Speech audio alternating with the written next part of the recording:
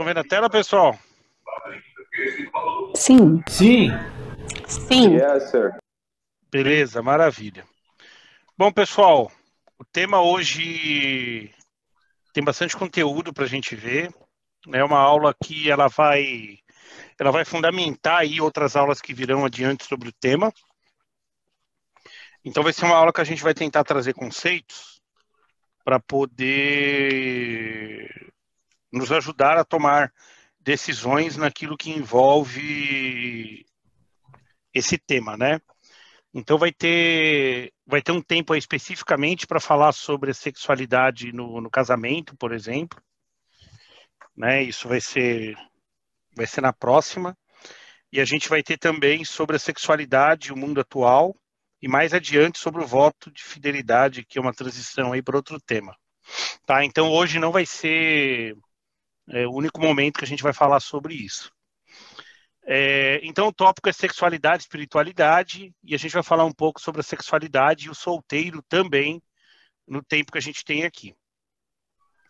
Eu trouxe aqui algumas reportagens, né? Não sei se vocês tinham noção desse montante. Teria mais dados aí para a gente trazer sobre a abrangência do tema, né? Daquilo que envolve sexo. Mas olha aqui, a indústria de artigos pornográficos no mundo movimenta 40 bilhões de reais ao ano. Isso é mais do que toda a riqueza do Brasil. E nós 400, não estamos falando Fabião, aqui... Oi? Você falou 40. 400, né? 400. E a gente não está falando aqui só de qualquer coisa relacionado a sexo, mas somente a artigos pornográficos. E olha aqui, cerca de 30% do conteúdo acessado na internet é pornográfico. Apenas um site de sexo virtual no Brasil recebe 50 mil acessos por dia. Por que eu trouxe essa primeira informação aqui? Para a gente ter uma noção sobre a relevância do tema nos dias atuais e no nosso cotidiano. Adicionalmente, né, uma outra reportagem diz que o sexo movimenta mais dinheiro que orçamentos militares. Esse comparativo realmente me surpreendeu, porque a gente sabe o tanto de dinheiro que é investido aí no mundo com armamento, com guerras, com defesas, né? Quando a gente pensa aí nos Estados Unidos, né, o montante que é investido, né, em militarismo, sim, para sistemas de defesa e a Guerra Fria, aquela questão com a Rússia, e o sexo ele movimenta mais dinheiro do que o orçamento militar. Então, como introdução, né, a gente pensar que o tema que a gente vai tocar aqui, por alguma razão, e a gente vai entender se pela bíblica ou não, é um tema de muita relevância. Vocês tinham noção desse montante, pessoal? Faz sentido para vocês tanto dinheiro assim? Alguns aí disseram que não. Eu imaginei que fosse muito dinheiro, mas mais até do que eu poderia imaginar. Alguns fundamentos aí que a gente vai trabalhar, e é importante a gente ter em mente, sobre a sexualidade humana. O primeiro é a afirmação homem e mulher. Obviamente, né, o nosso objetivo aqui não é eliminar toda a discussão que envolve esses tópicos, né, que a gente vai estar passando aqui hoje, porque são tópicos controversos. Existem algumas divisões aí, até mesmo no meio evangélico, mas é que a gente possa afirmar qual que é a posição bíblica que a nossa igreja tem e aquilo que a gente acredita como bíblico para o tema. Gênesis 1:27 diz: Deus criou o homem à sua imagem, a imagem de Deus o criou. Homem e mulher os criou. Se a gente for para o original da palavra homem e mulher, é semelhante a macho e fêmea. Né? Então existe aqui uma distinção muito clara entre a diferença biológica que existe de um homem e de uma mulher. Tá? Então, não é o homem que pensa que é homem, não é a mulher que pensa que é mulher, não é a mulher que virou homem, não é nada disso. né? É no sentido biológico. Deus criou a imagem dele, homem macho e homem mulher. E dando sequência a essa afirmação, né? Homem e mulher, Deus expande um pouco mais, deixando claro, além de um homem macho, uma mulher fêmea. Então, Gênesis 2:24, esse texto ele é bastante importante, a gente vai voltar nele várias vezes, diz: por essa razão o homem deixará pai e mãe e se unirá à sua mulher. Então, homem macho deixará pai e mãe e se unirá à sua mulher fêmea, e eles se tornarão uma só carne. Então, já é importante a gente ir fundamentando aqui a questão macho e fêmea, e não existe uma abertura para isso em nenhum outro texto, tá? Então esse tema isso é importante a gente ter. E também gravarmos a questão de tornar-se uma só carne. Deus nos fez diferentes, né? Homem e mulher, com características diferentes, todos à semelhança de Deus, mas não iguais, né? Diversos.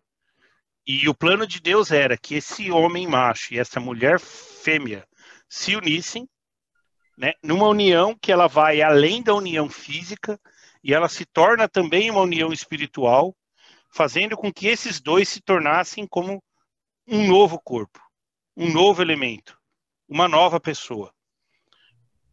Por que é importante a gente ter isso em mente? Porque isso vai pavimentar aquilo que a gente vai conversar sobre temas relacionados à estabilidade dessa união, o compromisso dessa união e a relação que essa união tem com nosso relacionamento com Deus. Marcos 10, de 7 a 9 diz, por essa razão, né, aqui é Jesus explicando o texto de Gênesis, e ele vai um pouco adiante, dizendo, por esta razão, o homem deixará pai e mãe e se unirá à sua mulher. Então, Jesus está citando aqui Gênesis 2:24, né? E os dois se tornarão uma só carne. Assim, eles já não são dois, mas sim uma só carne. E aí ele adiciona, né? Então, existe uma união física, existe uma união espiritual, existe ali dois elementos separados que passam a ser um perante Deus, e dentro dessa união, Deus diz, ninguém os separe. Então, mais uma vez, a gente vai ver isso com mais calma adiante, mas Deus começa aqui, a palavra de Deus vai deixando claro alguns conceitos sobre essa união. E aí Efésios 5:31 diz, por essa razão, o homem deixará pai e mãe, aqui quem está falando é Paulo, para a igreja de Efésios, e se unirá à sua mulher. Os dois se tornarão uma só carne. Então, de novo, né, tanto Jesus como Paulo se referenciando buscando como referência o texto de Gênesis e reforçando a mesma afirmação. E aí, 1 Coríntios 7:2, mas por causa da imoralidade, cada um deve ter sua esposa e cada mulher o seu próprio marido. Então, vocês percebem aqui o 1:1. Então, aquela ideia do sultão, que tem várias esposas, né? Ou o inverso, imaginem o inverso, não é o plano de Deus, né? Paulo deixa claro aqui em 1 Coríntios 7:2 que o que Deus planejou por conta da imoralidade, por conta da falta de controle do homem e da mulher, é que essa uma só carne fosse entre um homem e uma mulher. Vocês percebem, pessoal, que quando a gente olha para esses versículos aqui, a gente já consegue começar a fundamentar o que Deus pensa sobre vários temas que são discutidos hoje. Por exemplo, liberdade de gênero. Né? Eu tenho a opção de me unir com outro homem, uma mulher tem uma opção de se unir com outra mulher. A poligamia é algo que Deus planejou para nós, é aquilo que vai trazer o melhor resultado do ponto de vista bíblico. O divórcio é algo pensado e previsto por Deus e algo que vai abençoar ali os envolvidos desse processo. Então, esses textos aqui, eles já criam um bom fundamento para esses tópicos que a gente vai discutir um pouco mais adiante. Aqui a gente reforça um pouco mais a questão da união permanente, a gente já passou por isso no slide anterior, onde diz em 1 Coríntios 7, 39 e 40, a mulher está ligada a seu marido enquanto ela viver. Mas se o seu marido morrer, ela estará livre para se casar com quem quiser, contanto que ele pertence ao Senhor. Em meu parecer, ela será mais feliz se permanecer como está. E penso que também tem o Espírito de Deus. A gente não vai discutir aqui a segunda parte, né, onde Paulo dá um conselho de, olha, eu sugiro que fique solteiro, né? É algo que a gente vai discutir um pouquinho mais adiante. Mas vamos se apegar aqui na primeira parte, aonde ele diz que essa união ela é para sempre, até que alguém morra. E aí, quando alguém morre, aí sim tem a possibilidade, né, de uma nova união, mesmo que ele não recomende muito, mas ele deixa claro aqui que esse é um parecer de Paulo, uma visão que ele traz, por uma razão que a gente vai dizer um pouquinho mais adiante. Então, se casou mal, pessoal, não escolheu direito, não analisou certinho, aqueles que não casaram ainda, deixa eu ver quem não casou, quem é do Gabriel, por exemplo. Cara, para separar biblicamente, para ficar limpo, tem que matar a mulher, ou torcer para ela morrer. Só que se você matar, você vai cometer outro pecado. Então não vai resolver muito. Né? Então é mais ou menos isso. Matar. Oi? É só pedir para alguém matar. É só pedir para alguém matar. É uma opção. Ah, tem o Vitor aí também. Então tá vendo, Vitor? Cara, não tenha pressa para casar, cara. Ora, pensa, analisa direitinho, porque depois que casou, perante Deus aqui, já era. E eu não vou entrar aqui na discussão de que Deus é que escolhe com quem a gente casa, né? Ou se é livre-arbítrio, ou se é a gente que escolhe. Acho que essa é uma discussão para uma outra aula, para um outro momento. Mas é importante aqui a gente entender a força dessa união, tá bom? Por essa razão, o homem deixará pai e mãe. Olha de novo aqui no livro de Marcos, Jesus falando de novo. E os dois se tornarão, quer dizer, unirá sua mulher, os dois se tornarão uma carne. Assim, eles já são dois. Já não são dois, desculpa. Já virou um. Mas são uma só carne. Portanto, o que Deus uniu, ninguém o separe. Então, eu acho que assim, Deus deixa bastante claro aqui a permanência da união.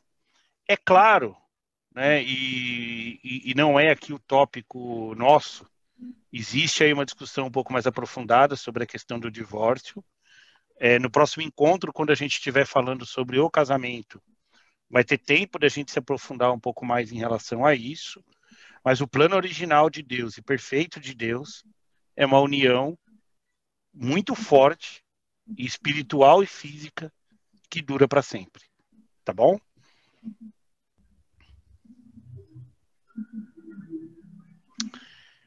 Para a gente interagir um pouquinho, me ajudem. Eu já coloquei aqui a definição, mas me ajudem a melhorar, por favor, essa definição sobre aliança. O que vocês entendem sobre aliança? O que é aliança, pessoal? Para de ler, Gabriel. Fala aí o que você sabe, pô. Um pacto? Tiago falou que aliança é um pacto. E olha, e é uma palavra que não tem aqui na minha definição. Valeu, Tiagão. Faz sentido, né? Aliança é um pacto. Que mais? É um acordo. É um acordo.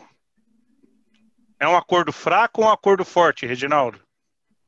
No bigode, forte. É isso aí, selado com sangue, né? Mais ou menos. Alguns são mesmo. Né? Então, a definição de aliança é um acordo forte, né? Deveria ser, pelo menos. É claro que a gente percebe que isso depende um pouco do contexto, né?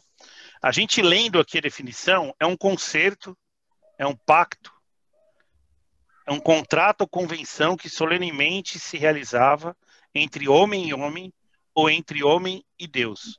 Essa é uma definição da aliança bíblica que eu trouxe aqui, né? Que ela é um pouco mais específica do que somente o termo aliança solto, né? Então, a gente tem vários exemplos na Bíblia onde ocorreram aliança de Deus com os homens. Obviamente, o objetivo aqui não vai ser explorar cada uma dessas alianças, mas são algumas alianças famosas de que Deus ele teve com algumas pessoas específicas. Então, Deus formou ali uma aliança com Adão, quer dizer, uma aliança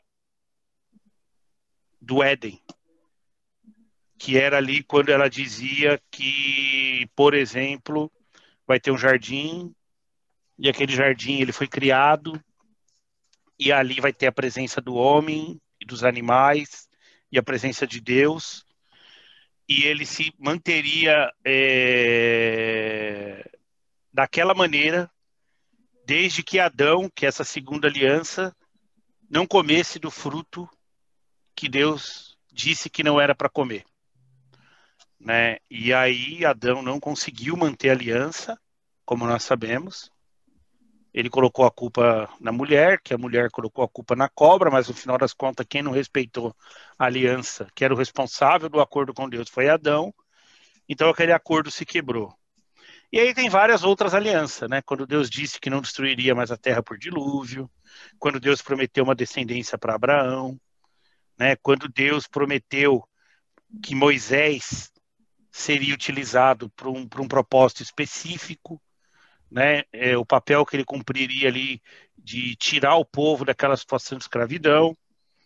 Deus prometeu uma descendência, um reinado eterno para Davi, que dele viria o Cristo, viria o Salvador de todas as nações, assim como ele também prometeu para Abraão. E tem a nova aliança, a aliança superior, que é aquela que todos aqueles que reconhecerem Jesus como Senhor e Salvador vão ter seus pecados purificados e recebem gratuitamente a salvação. Então vocês percebem que nós estamos falando aqui de pactos muito fortes. E o casamento também é uma aliança, planejada por Deus, prevista por Deus, né? E a ética secular, influenciada pela ética bíblica, ela criou o anel, a aliança, que é um símbolo do casamento. É um símbolo daquele compromisso assumido. É um símbolo daquelas palavras que são ditas ali diante de quem está celebrando o casamento. Eu prometo te amar, te respeitar, cuidar de você, não reclamar do arroz, não reclamar do feijão, ser teu companheiro mesmo quando a tua barriga aumentar, quando o cabelo cair. Então são todas aquelas promessas lindas, né, que as pessoas, os casais cada vez inovam mais, né? E aí aquele material que é durável, né, o ouro ele não corrói, né? Ele dura aí milhões e milhões de anos pela química sem perder a forma, né? A aliança é algo contínuo, sem emenda, né? Então algo que não deveria ser quebrado.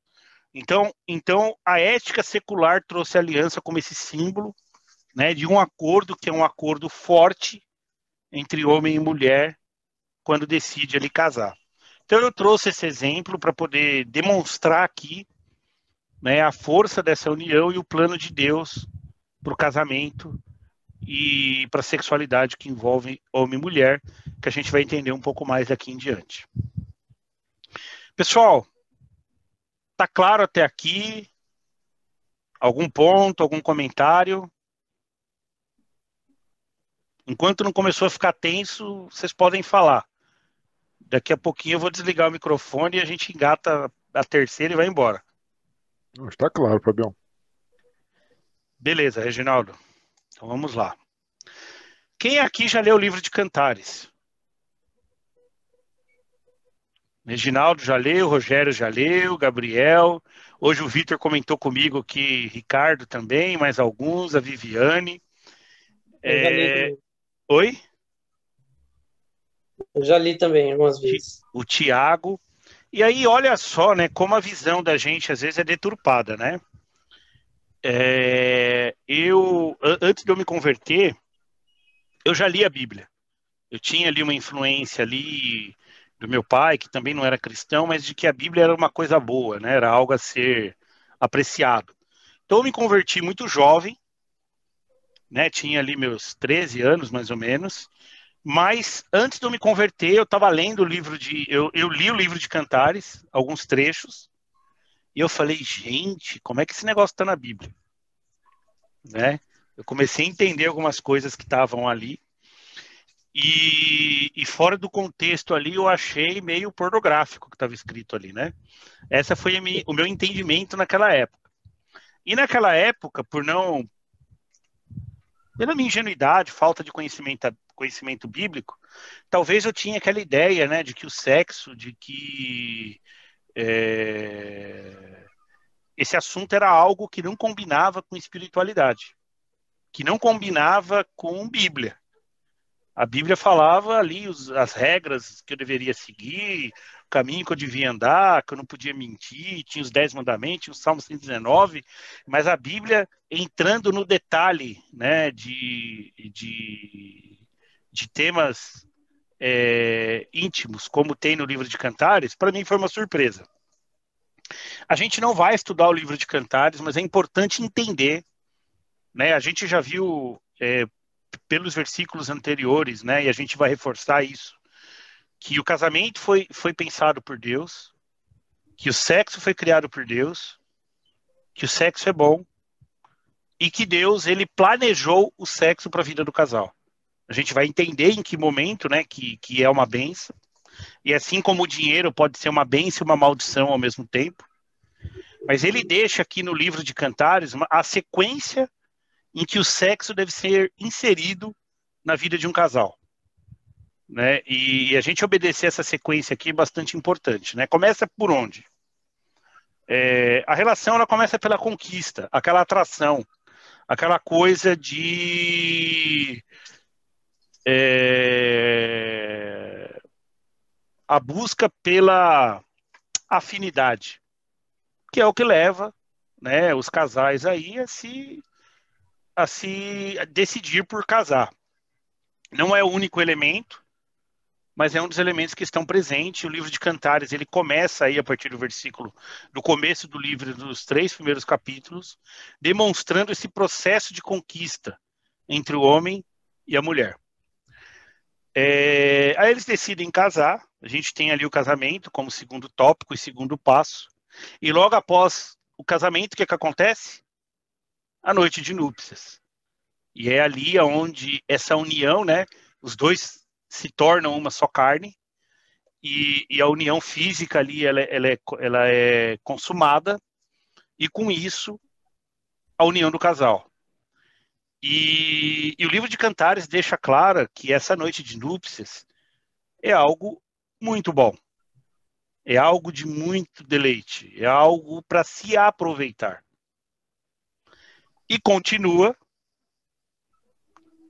demonstrando, né, ao longo do livro, a importância da união, inclusive como uma ferramenta importante, como um processo de reconciliação do casal.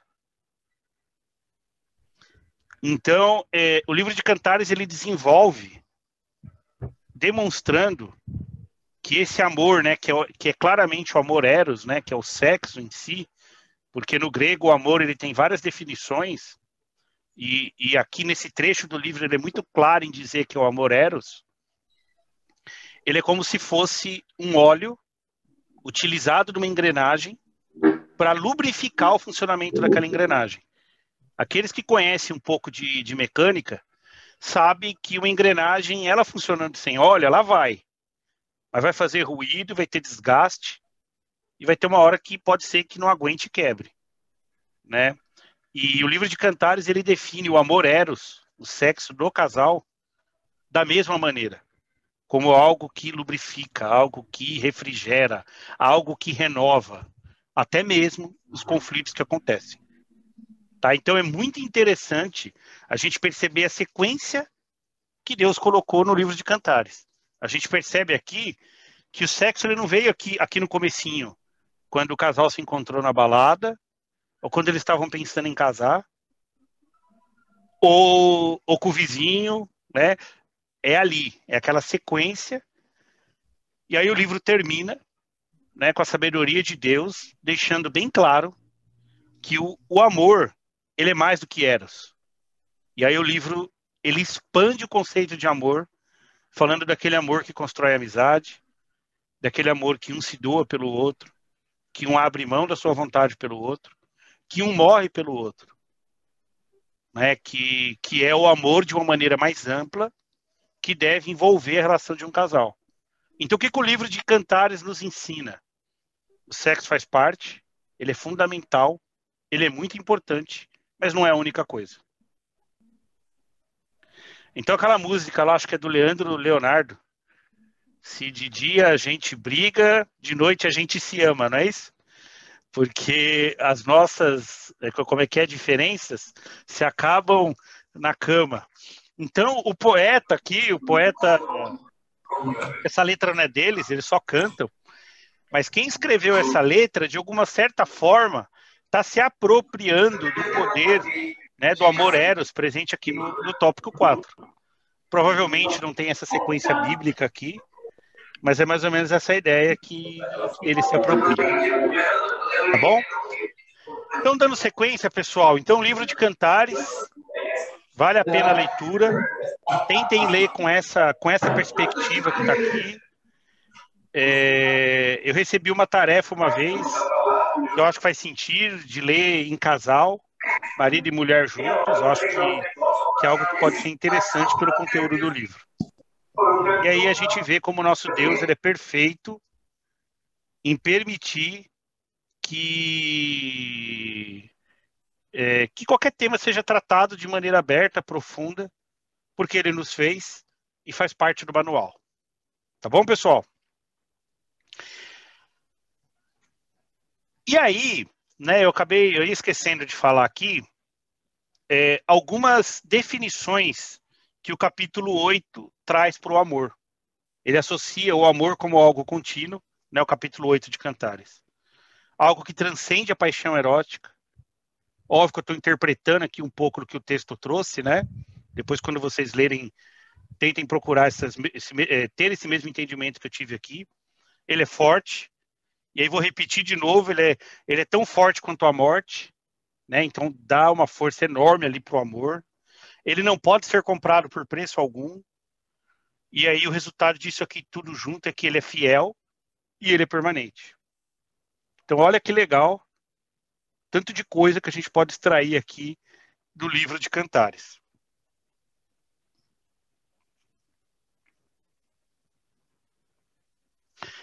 Lembrando aqui do título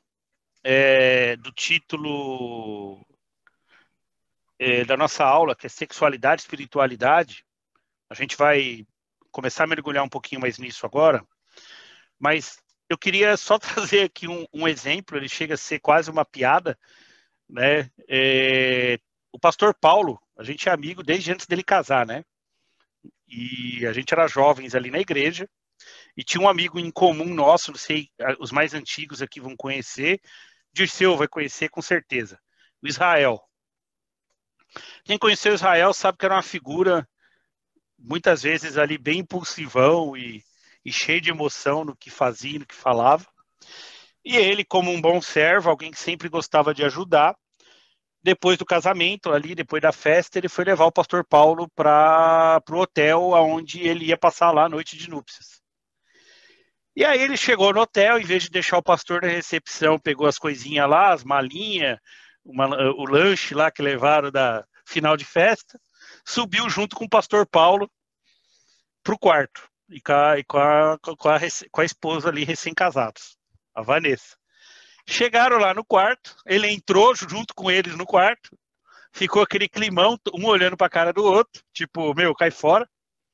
E aí ele pegou e falou, Paulo, Vanessa, senta aí, deixa eu sentar aqui com vocês e vamos orar para Deus abençoar esse momento de vocês aqui de noite de núpcias. Né? Então a gente brinca até hoje com eles por causa disso. E eu queria perguntar para vocês se vocês acreditam Se vocês concordam com a minha afirmação, se essa não é a definição perfeita de sexo e espiritualidade, o que vocês acham? O Anderson concordou. Então, obviamente, isso aqui é uma brincadeira, não é isso que é sexo e espiritualidade, pessoal. Nós vamos entender um pouco mais adiante. Isso daí é realmente falta de simancol de Israel e invasão de privacidade. Nada além disso. Tá bom? Então, Mateus 5,28 diz, mas eu lhes digo, qualquer que olhar para uma mulher para desejá-la, já cometeu adultério com ela no seu coração. Rapaz, o pessoal ali, até então, tinha muito claro a definição de adultério como a consumação do ato. E Jesus deixa bem claro, galera, a coisa vai muito além. O adultério começa no coração, que vai para aquilo que você pensa. E você pensou, você já pecou. Então essa é a expansão daquilo que Jesus Cristo traz em relação ao tema.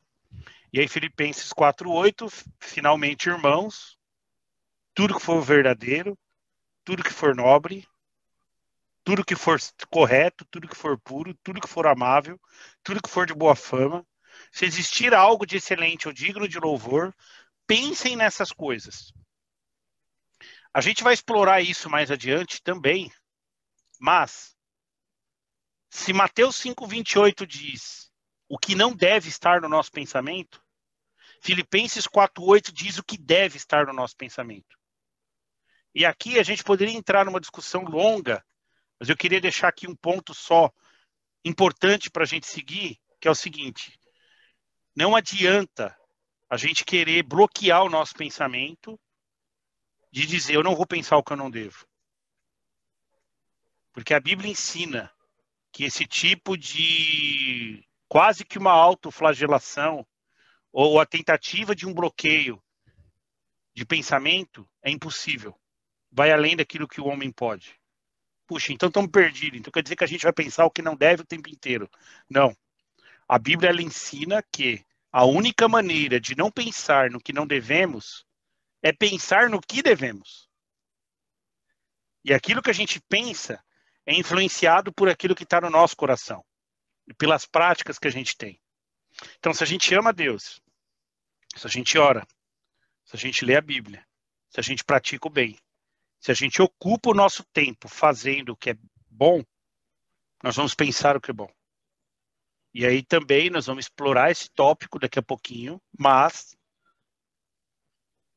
como vamos pensar coisas boas se nós estamos alimentando nossa mente de coisas ruins? Então, por isso, o cuidado do que a gente assiste, do que a gente lê, do que a gente ouve, do que a gente acessa, do que a gente conversa. Porque se a gente der espaço para esses elementos, nosso pensamento ficará fora de controle. Então, vocês entendem? É uma base que precisa ser construída na nossa maneira de viver. Não é algo que a gente vai apertar um botão e conseguir bloquear. Difícil, né, pessoal? Não tem solução fácil aqui, né? A solução aqui ela vem realmente de uma vida de piedade e de viver aquilo que o Evangelho nos ensina. E aí a gente volta para aquele texto que a gente já falou lá atrás, né? De novo, o Novo Testamento afirmando que a união em uma só carne e aquilo que Deus une não separa, e que essa união forte, ela tem que ser mais forte do que aquilo que está no nosso coração, aquilo que a gente pensa, que nos leva a fazer o que está errado. Então eu trouxe esse versículo novamente aqui, porque vocês vão perceber que ele é o fundamento para tudo. É a gente lembrar da força da união, quem planejou essa união e por que ela foi pensada. E aí uma reflexão rápida, a gente não precisa responder aqui, apenas para pensar. Quais são as implicações de nos tornarmos uma só carne? Significa abrir mão de quem eu sou individualmente. Então, quando a gente casa, a gente deixa de ser o Fábio isolado, a Viviane isolado, mas a gente passa a ser a junção dos dois. E se a gente faz isso biblicamente, da maneira que Deus planejou e Deus quer, seremos algo melhor. Porque Deus vai fortalecer aquilo que cada um tem de melhor, e aquilo que cada um tem de dificuldade, de fraqueza, vai ser coberto e aperfeiçoado pelo outro. Agora, o inverso também é verdadeiro, pessoal. Se essa união ela não for consolidada conforme Deus quer, o nosso egoísmo, o distanciamento desse casal diante de Deus pode levar a que aquilo que a gente tem de pior se torne pior ainda e mais destacado, e que os dois juntos sejam piores do que cada um individual. Né? Então, respondendo essa pergunta, a implicação de se tornar uma só carne significa deixarmos de ser quem nós realmente éramos, quem nós somos, para ser um novo eu melhor, mas parecido com Cristo. É isso que Deus nos ensina. E como ficam as nossas individualidades quando nos tornamos apenas uma só carne? Né? A resposta é meio óbvia, né? Pelos comentários que a gente já fez. Elas perdem protagonismo. Né? Então, aquele casal, ele faz, um agrada ao outro, um cuida do outro, e ambos adoram a Deus. Né? Então, eu vou agradar a minha esposa de tal maneira que eu cumpra aquilo que Deus pede para mim, para o Fábio, né? Para cada um de nós aqui, de tal maneira que esse casal possa glorificar a Deus através da união deles. Então, isso não vai acontecer com briga, isso não vai acontecer com separação, isso não vai acontecer com discórdia ou com cada um tentando ser o mais forte da relação. Mas com essa união física que também passa, né, pelos tópicos que a gente está discutindo aqui. Então, conforme eu já comentei, né, o amor eros, o sexo, ele pode ser uma bênção e uma maldição. O plano de Deus qual que é? Tudo que Deus fez é bom. E a gente não tem dúvida disso. Né? Deus ele não falhou e não falha em nada do que ele faz. Porém, tem que ser mantido dentro do plano divino. E aí, quando a gente vai para 1 Coríntios 6, 15 e 18, olha o que acontece aqui com o desvio desse plano de Deus perfeito, que é uma só carne. Vocês não sabem que os seus corpos são membros de Cristo? Isso aqui está sendo falado para cristãos, né? Para a igreja, para aqueles que servem a Deus. Tomarei eu os membros de Cristo e os unirei a uma prostituta? A discussão ali se fazia sentido, a união com uma prostituta, com uma mulher que sai com vários homens, por exemplo. De maneira nenhuma. De modo nenhum. Vocês não sabem que aquele que se une a uma prostituta é um corpo com ela?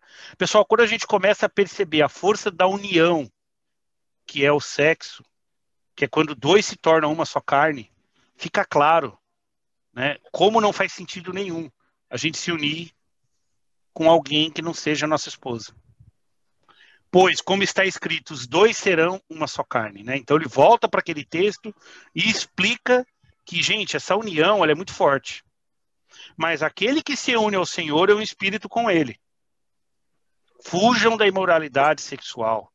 Todos os outros pecados que alguém comete, fora do corpo os comete. Mas quem peca sexualmente, peca contra o próprio corpo. Então aqui, né, o texto ele conclui dizendo que o pecado da imoralidade, ele prejudica o próprio corpo, ele prejudica a carne, ele traz problema de saúde. E aí a gente vê hoje aí, né, tantas doenças, tantas consequências negativas que é uma relação sexual, por exemplo, fora do casamento ou antes do casamento, né? E aí Hebreus 13:4 diz, o casamento deve ser honrado por todos.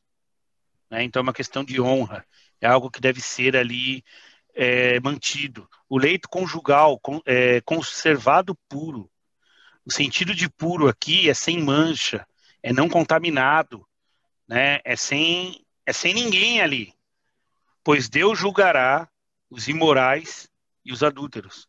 Então Deus aqui engrossa o tom da voz aqui, né, em Hebreus 13:14, a mensagem, de que é algo que Deus vai julgar, é algo que traz consequências. Não manter o leito puro e não manter essa aliança como algo honrada. Algumas reflexões aqui, é uma transição, a gente já começa a caminhar aqui para o nosso final. E aí uma pergunta, né? Sexualidade é algo oposto à espiritualidade? Vamos lembrar aqui, né? A gente já falou que a oração lá antes da noite de núpcias ela não era necessária no sentido de santificar aquela união, porque já era algo pensado por Deus. E o sexo não é algo errado, não é algo sujo, não é algo que contamina o homem. Desde que ele siga a sequência de cantares, desde que ele obedeça os elementos que a gente trouxe até aqui com esses textos, né, da união em uma só carne, um homem, uma mulher. Então a resposta, né, é que a sexualidade ela não é, pelo contrário. Qual é o impacto da espiritualidade na sexualidade? Existe alguma relação, né, perguntando aqui de uma forma diferente, entre sexualidade e espiritualidade? Se a gente for na Bíblia, a gente vai entender o seguinte: quanto mais estivermos próximos de Deus, melhor será a sexualidade do casal. Porque foi algo pensado por Deus, planejado por Deus. E o inverso, que se essa sexualidade estiver caminhando bem e acontecendo como Deus planejou, ela também vai nos levar a nos tornar mais espirituais. Por quê? É algo bom, é algo prazeroso, é aquela coisa do tipo, nossa, como Deus é bom, né? Que coisa maravilhosa que Deus nos concedeu. Olha como Deus é perfeito naquilo que a gente cria, naquilo que ele criou, né? Então, a conclusão aqui é que um alimenta o outro para um crescimento positivo. Esse é o plano de Deus. A sexualidade e a espiritualidade, um alimenta o outro de tal forma que os dois crescem. E as duas coisas se tornam uma bênção. E Deus fez para que pudéssemos aproveitar. Então, assim como Deus criou uma fruta, né, o alimento como algo muito bom, o planeta Terra como algo lindo e maravilhoso, as estações do ano como algo que a gente pode aproveitar, né, aquele friozinho, aquele calor, aquela árvore, aquele pasto da criação, né, Deus também criou, né, a intimidade entre o casal como algo para ser aproveitado e que Deus pudesse também ser glorificado por meio disso. Então, conclusão aqui, né, até onde conseguimos avançar. O sexo é bênção de Deus no casamento. Essa é a definição de sexo. Se estiver fora desses limites, provavelmente a gente tem um problema. Eu trouxe aqui uma pesquisa, agora a gente vai começar a falar um pouco sobre, um pouco mais de destaque para a segunda parte do nosso tempo aqui, ela é mais curta, que fala sobre a sexualidade e o solteiro. Uma pesquisa recente, tem uns 2 anos, na verdade, feita no Brasil. Você deixou menos tempo pro mais importante, pô. É que, Gabriel, a gente já fundamentou tudo, cara. Você vai ver que unir-se a uma só carne, aonde a coisa deve rolar, já responde todas as duvidazinhas aí. Se o senhor tiver dúvidas adicionais, com certeza. A gente conversa no privado, pelo amor de Deus. Com certeza a base está em Gênesis. Tá então, já começa lá em Gênesis e nos textos que a gente viu aqui. Mas olha que interessante. Uma pesquisa recente dizia que 48% da população acima de 16 anos é solteira, se diz solteiro e se diz 39,9% casado. Quer dizer, os solteiros já são a maioria. Mas olha que estranho. Quando a gente pergunta, né? Quando a pergunta é feita de uma maneira diferente, quantos não têm nenhum tipo de união? 42,9%. Vocês percebem que esse índice é menor do que esse? Por que quando a pergunta é diferente, o índice cai? Basicamente, é secularmente as pessoas entenderem que, a juntar os panos, a pessoa é solteira, mas ela está nesse grupo de ter algum tipo de união. Né? Então, a gente tem um efeito crescente na modernidade.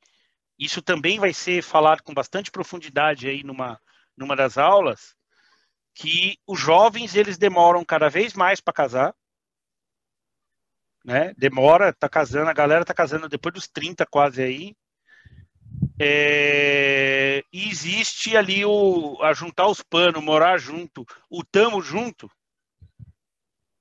cada vez mais comum e normal, tirando aquela essência de uma união forte e estável. Tá? Então, eu só trouxe esses dados aqui para mostrar que juntar os panos não é o plano de Deus.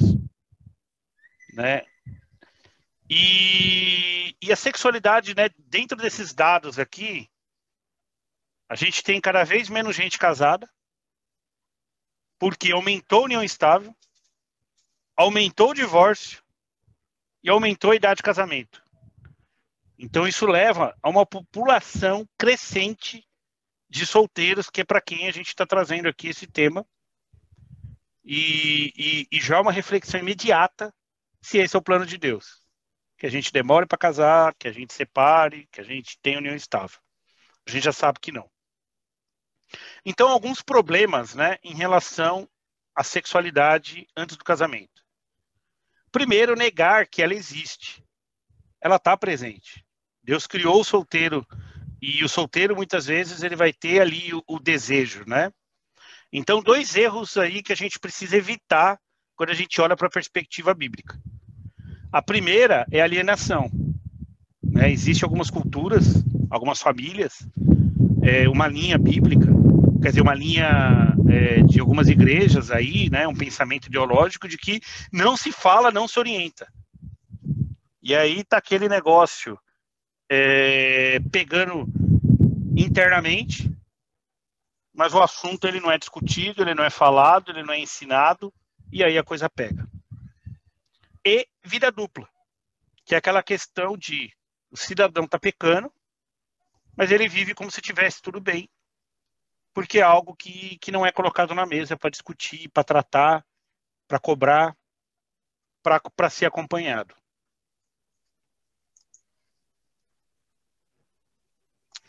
E aí a gente tem aqui alguns fundamentos, estamos repetindo alguns aqui, para a gente pensar o que Deus espera da sexualidade para o solteiro. Primeiro, cara, deixa de novo esse texto. Deixa pai e mãe e torna-se uma só carne. Tornou-se uma só carne e casou. Da mesma forma, os maridos devem amar suas mulheres como seus próprios corpos. Quem ama sua mulher, ama a si mesmo. Além do mais, ninguém jamais odiou seu corpo, antes o alimenta e dele cuida, como também Cristo faz com a igreja. Então, o que esse texto traz para nós? Quem ama a mulher, quem tem essa responsabilidade de cuidar da mulher, da forma que está sendo colocada aqui, não é o solteiro, não é quem namora, não é quem gosta, mas é o marido e a mulher. E aí Malaquias 2,14, que é muito forte, diz, e vocês ainda perguntam por quê?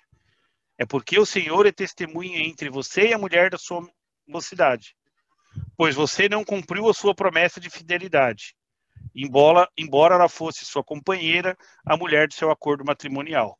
Então aqui esse texto ele traz a força do acordo matrimonial, ele traz a força desse pacto, e isso serve de referência para a decisão que o solteiro vai tomar, e em que momento que esse pacto faz sentido. E esses versículos também fundamentam e servem de ligação com tudo aquilo que a gente já falou anteriormente. E aí algo, né, que acaba fazendo parte aí de quem não casou ainda, são as fantasias sexuais, é aquilo que tá na cabeça e algo que vai trazer aí, junto com isso, algumas dificuldades, que é o que a gente vai falar no próximo tópico. Né? Mas Mateus diz, 5:28, como a gente já viu, que o pecado está em apenas pensar. Não em ter um ato de fato, né?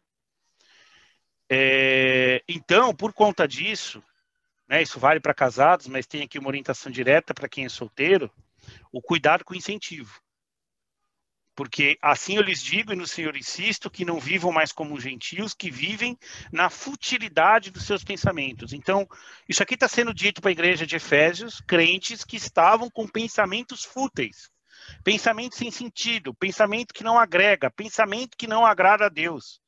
Então, pessoal, não vivam com pensamento fantasiosos, com pensamento que te faça pensar naquilo que não está previsto para esse momento. Pô, Fábio, mas você mesmo disse que a gente não controla o pensamento, bloqueando esse pensamento. Sim, é verdade. Por isso que a gente precisa lembrar de que isso daqui deve ser substituído por bons pensamentos, conforme a gente falou anteriormente. E aí esse texto de 1 João 2, 16, 17, eu gosto bastante dele, eu acho que tem muito... Ele conversa bastante com essa questão das fantasias sexuais, pois ele diz o seguinte, o mundão está cheio de coisas, né? Pois tudo que é no mundo, a cobiça da carne, que é aquilo que a nossa carne deseja, a cobiça dos olhos, que é aquilo que a gente vê, e a ostentação dos bens, que é aquilo que a gente quer ostentar, não provém do Pai, mas provém do mundo. O mundo e a cobiça passam, mas aquele que faz a vontade de Deus permanece para sempre. Então, qual que é o antídoto para esse pensamento que não serve? São bons pensamentos, que ele passa por onde?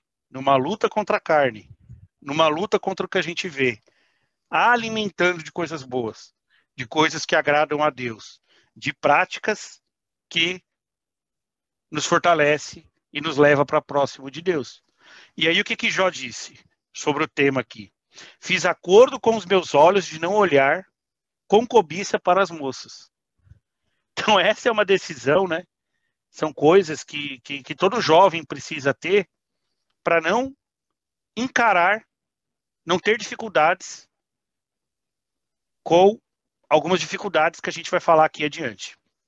Então eu já comentei que a repressão não é um remédio, mas que a gente deve ocupar tudo aquilo com coisas boas, pensando que é nobre, pensando que é puro, o que é correto, o que é amável, o que é de boa fama. Se é algo de excelente, algo de louvor, é nisso que a gente deve pensar. E aí uma pergunta, né? Ninguém precisa responder, que a gente precisa nos policiar e pensar no que tem ocupado os nossos pensamentos. E eu tenho alguns amigos que, de vez em quando, a gente bate um papo e esses amigos, eles têm a liberdade de perguntar, Fábio, e aí, como é que vai? Seus pensamentos? Como é que vai sua vida? Como é que está a tua relação diante de Deus? Como é que está a sua fidelidade diante do Senhor? Essa é uma prática bem interessante, né? A gente sendo prático para quem é solteiro. Quer ter alguém para quem você presta conta. Alguém que você vai dar satisfação e conversar sobre aquilo que está acontecendo, porque isso é uma maneira de você se policiar também e ter alguém que ore e cuida de você. E pensar que os nossos pensamentos, eles são motivados por aquilo que está no nosso coração. Então a gente tem que cuidar daquilo que está no nosso coração. É lembrar o fundamento. E tem vários fundamentos. Né, que é, por exemplo, amar a Deus sobre todas as coisas e ao próximo como a ti mesmo. Né? Aquilo que está no meu coração é um bom fundamento que vai me levar a pensar o que é correto. Né? E aí, de novo, as práticas espirituais vão nos ajudar nisso. E aí tem alguns perigos comuns que eles conversam aqui com as fantasias, por exemplo. Óbvio que a gente não vai entrar aqui no detalhe, né? A gente nem tem tempo para isso. Mas a masturbação é algo que não agrada a Deus, é pecado apenas pelo entendimento de Mateus 5:28. A gente poderia buscar aqui outros textos, a gente podia trazer aqui outras referências, mas somente aqui a gente já consegue encerrar o assunto e também trazer a solução para ele dentro dos versículos que a gente já mostrou anteriormente, que é ocupar a mente com coisas boas, né? E o problema, né, de práticas como essa é que elas te levam ao domínio, que é o que Romanos 6,12 diz. Portanto, não permita que o pecado continue te dominando, os seus corpos mortais, fazendo com que vocês obedeçam aos seus desejos. Então a gente vai ter desejo. Se a gente der espaço para esse desejo, a gente vai pecar. Esse é o tipo de pecado que ele vai se perpetuar, ele vai se tornar como um vício, assim como vários outros pecados, e a gente se torna escravo dele. E aí Romanos diz diretamente, você não pode permitir que esse pecado, ou que qualquer pecado, se torne um dominador, um ídolo, algo mais forte do que a tua união com Deus. E aí, né, Gálatas 5,19 diz, ora, as obras da carne são manifestas, imoralidade sexual, impureza e libertinagem. Então, mais um texto que não deixa dúvida, né, daquilo que não é bom para um solteiro. A fornicação, né, que significa ali o sexo antes do casamento. E aí eu queria trazer uma reflexão aqui que é importante para os pais, para os avós, tem de tudo aqui nessa classe, tem os jovens, né? Mas se a gente for olhar para a diretriz bíblica e também para a cultura ali da época em que a Bíblia foi escrita, não existia o namoro, né? Então, o conceito de unir-se de forma bíblica deixa claro que a fornicação é pecado, né? Porque os dois se tornam uma só carne.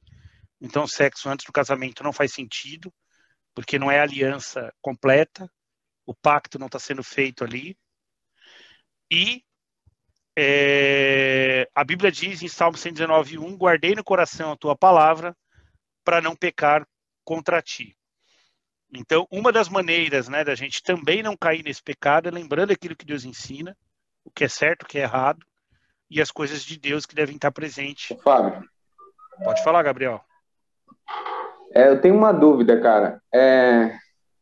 Bom, se não existe namoro na Bíblia, né, isso a gente sabe, como que, por exemplo, se chegar para uma mulher e seria errado eu pedir ela direto em casamento e dar um anel de noivado? E como que eu explicaria isso para ela se ela não recebesse isso muito bem, já que no nosso meio o namoro faz parte, né? Aquele anel de compromisso e tudo mais.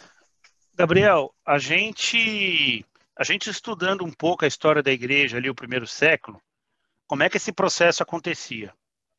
As pessoas frequentavam a mesma igreja, a mesma comunidade, tinham a mesma fé, e elas tinham afinidade, porque elas serviam a Cristo juntas. Elas faziam evangelismo, elas faziam jejum, elas oravam, elas cuidavam dos necessitados, dos pobres. Então, essa relação entre irmãos já deixava muito claro de que, puxa, é isso que eu quero para minha vida. É isso que Deus preparou para mim.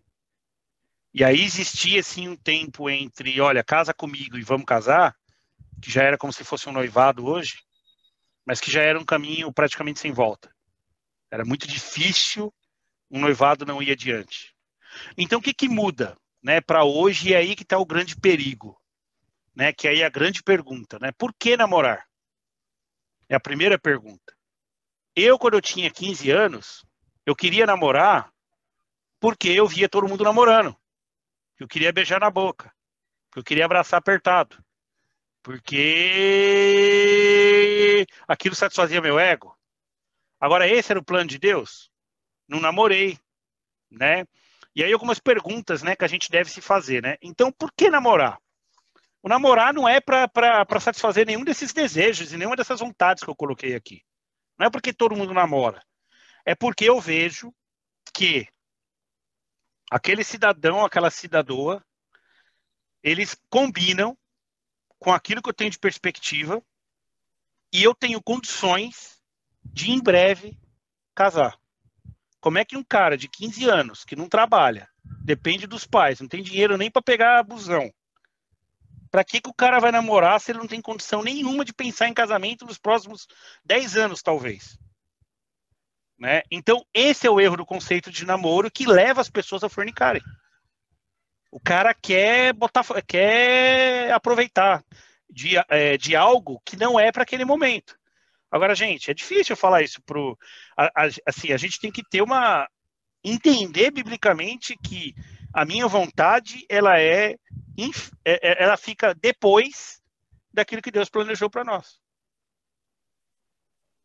E aí o que o cara faz? O cara se enrosca, não tem maturidade, começa a se agarrar, a se beijar, fornica, casa com a pessoa errada, casa pelos motivos errados, e depois carrega problema pro resto da vida. Por quê? Desobediência àquilo que Deus planejou. É isso. Né? Então, eu sou a favor de um namoro não pode, olhando para a Bíblia, ele tem que ser curto e ele não é para ficar agarrando, beijando na boca. É para conhecer, tirar umas dúvidas e casou logo. É isso. Né? Então, por que namorar? Eu acho que nós já respondemos aqui. Ô, Fábio, seria aquele namoro à moda antiga lá, então? Sentado na sala do pai, mano. Sentado na sala lá. É isso aí. O pai olhando para ele, né? Aquela coisa, né? É isso, Anderson. Aí, pô, é antiquado, é da época do avô, mas é bíblico. Entendeu? Mas é bíblico, não tá errado, não. É claro que talvez naquela época lá o cara sentava na sala do lado do pai e quando apagava a luz ele pulava e ia pro mato, né? Desculpa a liberdade aqui. Porque aí o problema da essência tá onde? Tá na motivação do coração. Então você não vai fazer escondido, você não vai fazer na cara, você não vai fazer. Porque não faz sentido. Né? Então o cara namorar sem emprego, sem estudar, olha, é claro, assim, eu vou educar meus filhos para que eles namorem para casar. Em algum momento a gente pode perder o controle da situação? Infelizmente a gente pode. Né? E é fácil falar um com 10, outro com 6, mas é o que eu entendo biblicamente. Então, a resposta da pergunta seria que não tem problema algum em já dar uma aliança de noivado, porque os dois já vão entender o conceito de casamento que já está estipulado na Bíblia. Então, se eu der uma aliança de noivado ali, já pensando em casar em curto prazo, não tem problema algum nisso. Não. Biblicamente, não. Agora, você não pode dar uma aliança para alguém que você conheceu semana passada. Não faz sentido. Né? Então, o que você vai fazer? Você vai conhecer a pessoa antes, como amigo, sem beijinho, sem abracinho, e depois você vai para um compromisso mais, como você comentou aí. Pessoal, Fábio, o tempo já tá... Oi, fala aí, Rafa. Deixa eu só... Você falou aí, né, sobre o cara de 15 anos querer já namorar e tal. E isso é um conceito bíblico, né? Você leu lá hoje em Gênesis, antes de Deus dar a Eva para Adão, ele deu o trabalho. Então ele trabalhava primeiro, né? Isso é um conceito bíblico também. Precisa trabalhar, precisa ter um emprego. Fica uma dica, né, para os pais, né, que têm suas filhas aí, e para os pais que têm os seus filhos, ensinarem a eles, né? E esse conceito mesmo, que é um conceito bíblico mesmo. Legal, obrigado, Rafa. E assim, né? Quanto tempo deve durar um namoro? A resposta é o mínimo possível, biblicamente falando. Isso vai ajudar bastante a evitar a fornicação. Ô, Fábio, Oi, Sandra. deixa eu só contribuir com experiência própria aí. Claro. Eu concordo, né, com essa questão do namoro, e uma coisa que ajudou muito a gente, vários casais que a gente também caminhou, foi pedir para que eles passassem um tempo em oração, antes de firmar namoro, para a gente não ficar namorando Deus e o mundo para ver quem vai dar certo. Nós passávamos um tempo de namoro. Quanto é esse tempo? Dependia de como estava cada casal, cada pessoa. Eu orei 4 meses com o Edgar, mesmo conhecendo, a gente era da mesma igreja, ele já era pastor, mas eu não conhecia o suficiente. Então eu passei 4 meses. A minha irmã já demorou 1 ano, porque tinha outras coisas envolvidas no namoro dela com a minha irmã Célia. Então, assim, há controvérsias, tem gente que acha que não precisa passar esse tempo todo de oração, mas eu acho uma boa alternativa né? Para você não ficar já com compromisso, você vai conhecer, estamos orando. Isso vai ser aquele date, né? Vai sair, vai se conhecer melhor, vão estar orando juntos. É uma dica, mais uma, né? E assim, né, Sandra, concordo. E a coisa tem que ser, ela começa muito antes, né? E aí realmente esse processo ele se torna curto, que é a construção da intimidade como amigos. Esse é o plano de Deus e era como acontecia na igreja primitiva, que era servir juntos. Eu acho que esse é um conceito bíblico bem importante, é o servir juntos. Isso é muito bom. Se né? for da mesma igreja, melhor ainda. Mas tem muito intercâmbio, né? Tem muita gente. Tem intercâmbio. Você mesmo pessoal... namorou uma pessoa de fora, né? Então. Só que, Sandra, a gente demorou 4 anos para começar a namorar. Então. Por quê? Porque quando surgiu a oportunidade da gente namorar, eu e a Viviane, depois eu conto aí, galera, a gente se conheceu com 16 anos, num acampamento de igreja. E eu não tinha dinheiro nem para pegar ônibus do Campo Limpo para Santa Amaro, que era onde eu estudava, fazia Senai.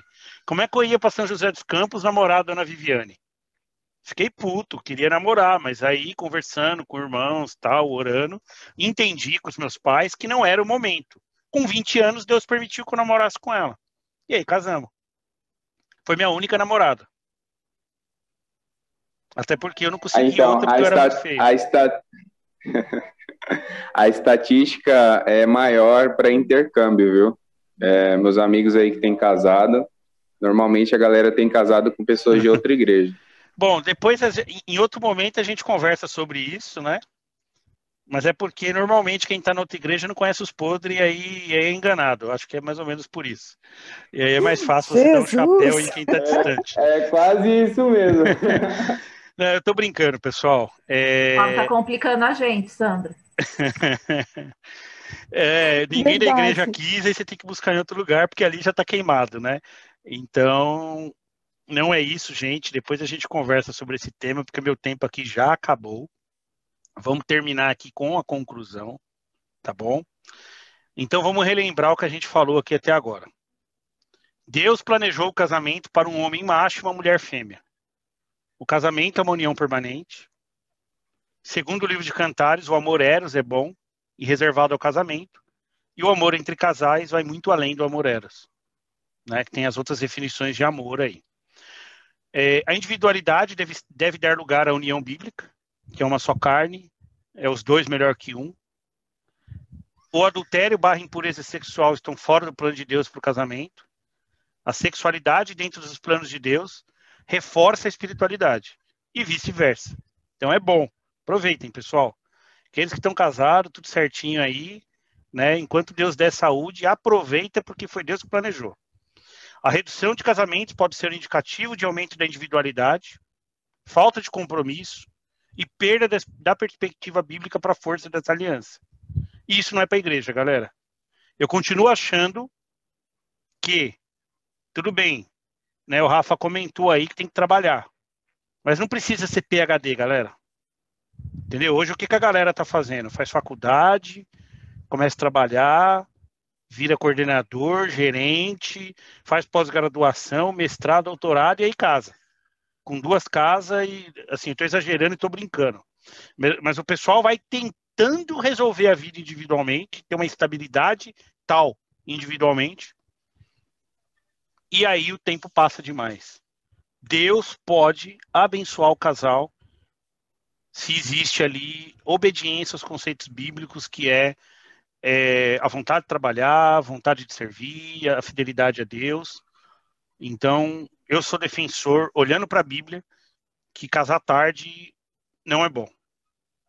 A sexualidade é diferente, né, do ato sexual, e aí a gente entende que o ato sexual ele já está no pensamento.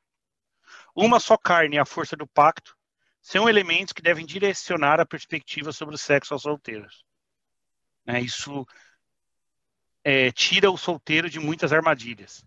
E o cuidado dos pensamentos / coração é fundamental para a santidade. Não temos dúvida que a fornicação é pecado. E o entendimento do propósito do namoro é importantíssimo para evitar a fornicação. Galera, é isso. Faz sentido para vocês que nós falamos aqui hoje? Deus me defenda ter que falar de um tema desse, mas acabou. Graças a Deus. Fábio. Fala aí. Tô Tá bem ouvindo, Rogério, tá um pouco baixo.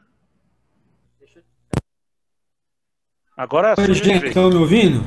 Estamos. Melhor. Ficou bom agora. Sim. Ficou melhor agora? Ficou. Deixa eu só fazer um contraponto aí. Porque talvez a gente falando sobre esse assunto pode ficar a impressão de que Deus só abençoa as pessoas através de uma união, de um casamento, de uma sexualidade. Isso não é verdade. Deus abençoa também pessoas solteiras, né? Pessoas que decidem ficar sozinhos, pessoas que Deus tem de repente, um projeto para ele, aonde o casamento não se encaixa naquele momento. Então, eu acho legal a gente fazer isso, porque às vezes fica no coração dos solteiros uma angústia de querer casar, né? Porque eu tenho que viver a plenitude da união, da sexualidade. E você pode ser pleno espiritualmente com Deus sem casar e sem sexo. Sim. Ok? Então o sexo não é, a sexualidade bíblica, ela é para os casais, mas ela não é exigência, né, de satisfação plena para o ser humano. É plano de Deus, né, que algumas pessoas não casem. Mas tem um propósito muito claro, né? Normalmente essa pessoa que Deus não permite que ela case, quer dizer, não é o plano de Deus, é porque Deus tem um plano específico para o serviço dela na obra de Deus. E aí Paulo deixa muito claro isso, a Bíblia deixa muito claro, que quem não tem uma mulher para cuidar, ou um marido para cuidar, tem mais tempo para poder servir, porque marido e mulher dá um trabalho do caramba. Essa é a definição bíblica para coisa. É bom, é previsto por Deus, mas é trabalho. Então o cara que é solteiro, ele consegue servir melhor. Agora, se o cara fala, eu vou ser solteiro, porque eu não quero dividir meu espaço, que a cama é minha, porque eu não quero ninguém se metendo na minha vida, aí tá errado, aí não é bíblico, é pecado e tem que tratar.